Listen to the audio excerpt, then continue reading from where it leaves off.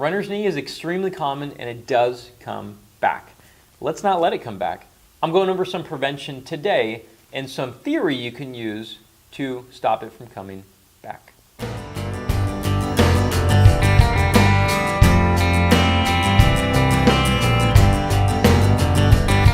Now, let's look at the ways we can actually work with decreasing neuromuscular fatigue or increasing our resistance to neuromuscular fatigue. Now, again, let me reiterate, the reason why we need to decrease our neuromuscular fatigue is because we need to make sure we keep proper form and so on. What eventually happens is as we start to fatigue, we load certain structures. Let's just say we have this tendon right here. Okay? The tendon normally is able to take a certain amount of load. Let's just say 100 newtons, something arbitrary. Okay? So when we start subjecting it to 100 newtons here, we're totally okay. We're good. Because it's used to repairing that amount of force and workload. Yet when we change this to like 200, all of a sudden it's not used to it anymore and it starts to wear away and degrade. And that's where we have our structural issues such as our degrading of cartilage, tendons, and muscles. Now, let's follow this thought process right here. So when we have increased neuromuscular fatigue or breakdown of form, we also have a decrease in lower leg stiffness. And lower leg stiffness is really, really important because decreasing lower leg stiffness also increases ground contact time. And this is where you basically have your foot on the ground longer rather than tapping.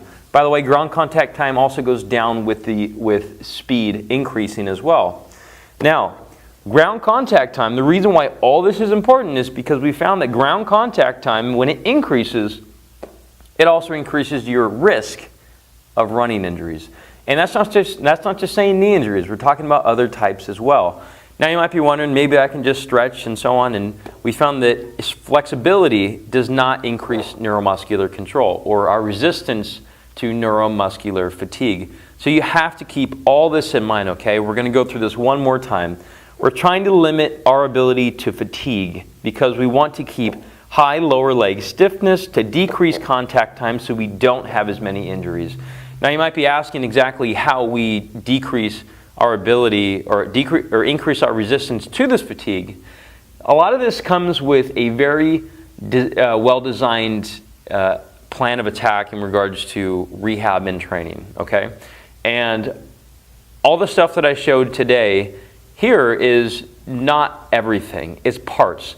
We actually have another class, and I'm not saying I didn't want to include more for you guys, but it would realistically be like a 20 video series. So I just made a whole class on it as well. So we basically have to train ourselves to increase our ability to resist fatiguing. And I want you to look around next time you run. Just look and see. You'll see people degrading all over the place and looking like they're basically falling apart.